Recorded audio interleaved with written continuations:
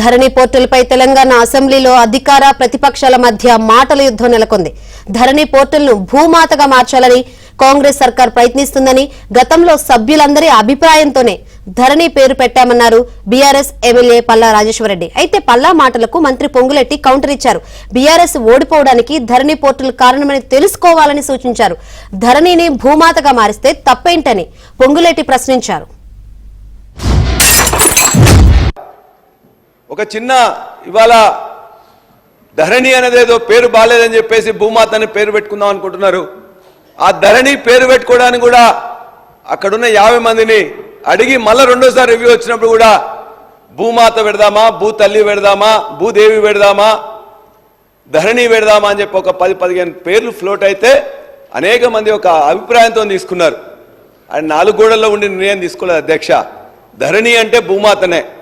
సరే, వారికి ధరణి అనగానే కేసీఆర్ గారు అందులో అవపడుతుంది కాబట్టి భూమాత అని చెప్పేసి దాన్ని మళ్ళా అదొక పేరు పెడదాం అనుకుంటున్నారు. అది కూడా వారి విజ్ఞతగా నేను వదిలిపెడతా ఉన్నా.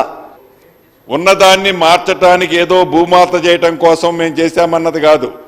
మీకు చాలా స్పష్టంగా ప్రజలు తీర్పిచ్చిన తర్వాత కూడా,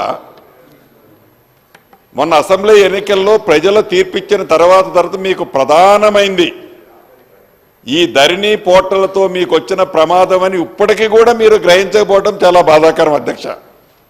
తమరి ద్వారా వాళ్ళకి తెలియజేస్తున్నా. నేను ఆనాడు పార్లమెంటు సభ్యుడిగా ఉన్నప్పుడు మీరందరూ గుండె మీద చేసుకొని చెప్పండి, కూర్చున్నమాట వాస్తవం.